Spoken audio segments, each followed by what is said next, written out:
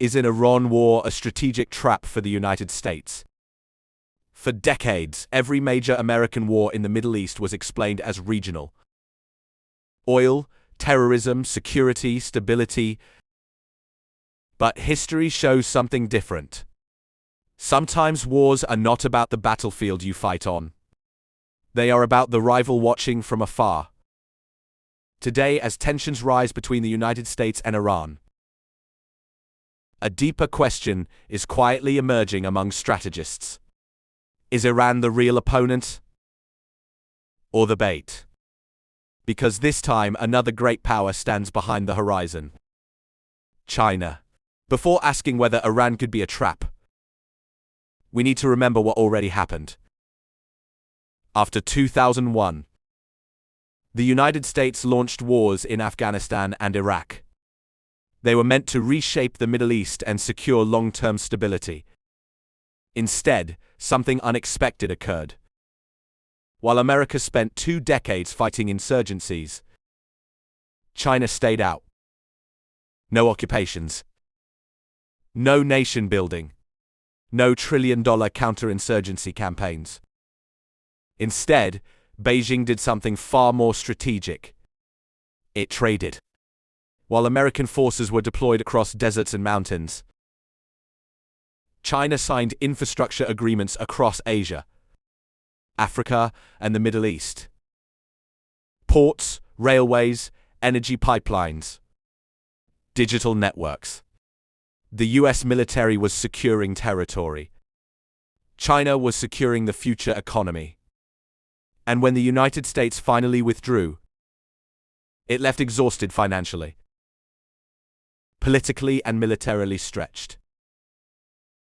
China emerged wealthier, globally connected, and diplomatically welcomed across the global south. That is the precedent. Which leads to today's concern. Would a war with Iran repeat the same strategic outcome? Why Iran drifted toward China? Sanctions were designed to isolate Iran. But isolation rarely creates emptiness. It creates replacement partners.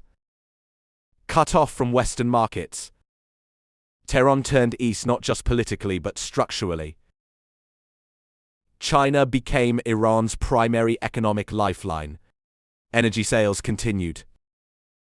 Technology cooperation expanded. Infrastructure investment followed. A long-term strategic partnership. Agreement bound their economies together for decades. In effect, the harder the United States pressured Iran, the closer Iran integrated into China's economic orbit. Sanctions unintentionally accelerated alignment. And that alignment is not only commercial. Military exercises between the two countries, sometimes alongside Russia, signal something deeper. Coordination. Not alliance, but convergence. Iran gains resilience against pressure. China gains influence inside a region traditionally dominated by the United States. Iran's missile program is one of the most advanced in the Middle East. It has grown despite sanctions, embargoes, and isolation. Some analysts suspect external technical knowledge, not necessarily direct weapons transfers, but shared engineering pathways, dual-use technology, and industrial expertise exchanges. The result is clear. Iran can threaten regional bases, shipping routes, and energy infrastructure. And this changes strategic math, because defeating Iran conventionally may be possible, but securing the region afterward becomes vastly more expensive. And expensive conflicts historically produce strategic opportunity, not for the combatants, but for the observers. For over a decade, American defense planners declared the 21st century priority. The Pacific, containing China's rise, became the organizing principle of U.S. strategy. Yet every Middle Eastern crisis pulls attention back. Carriers redeployed, air defenses relocated, diplomatic bandwidth consumed. And here lies the central dilemma. If the United States commits to a major conflict with Iran, it reallocates resources away from the Indo-Pacific, the very region where China's long-term challenge exists. This is not hypothetical. It already happened once. The war on terror delayed great power competition by 20 years. A second prolonged regional war could delay it again. The strategic trap theory. So analysts ask a controversial question. What if Iran does not need to defeat the United States, only to entangle it? From this perspective, Iran raises regional tension. The US responds militarily. The conflict expands unpredictably. American focus shifts back to the Middle East. China gains strategic time in Asia. Time is power in geopolitics. Every year without containment allows technological, naval, and economic expansion. China does not need to win a Middle Eastern war. It only needs America to fight one. Expansion beyond containment. For decades, China's power projection remained near its shores. But global trade routes energy especially run through the Persian Gulf. If instability weakens American dominance there, new security providers eventually emerge. Not immediately, but gradual.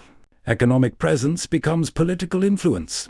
Political influence becomes security involvement. A future where China protects its overseas energy routes is no longer theoretical, and a prolonged US-Iran war could accelerate that transition. Not by Chinese aggression, but by American overstretch. So are we walking into it? This does not require a conspiracy. No secret master plan. Great power traps rarely require design. They emerge naturally. Each actor simply follows its own logic. Iran seeks deterrence and survival. The United States seeks credibility and security. China seeks time and the space to expand. But when these goals collide, they produce a single outcome. The strongest rival gains the most from prolonged distraction. History shows great powers seldom fall from a single defeat. They fade from exhaustion. The real decision, the question facing policymakers, is not, can the United States defeat Iran? Militarily, it almost certainly can. The real question is, who benefits from what comes after? If a conflict reshapes the Middle East, but shifts the global balance of power, then the battlefield was never the Middle East at all. It was the world order, and the struggle to maintain hegemony. A hegemony that, through distraction and delay, could tilt toward China, and the decisive arena would not be Tehran, but the Pacific. Sometimes the most dangerous wars are the ones your rival never has to fight. I am your host, Old Empire Geopolitical Analysis. Stay with us, more strategic updates are on the way. Thank you.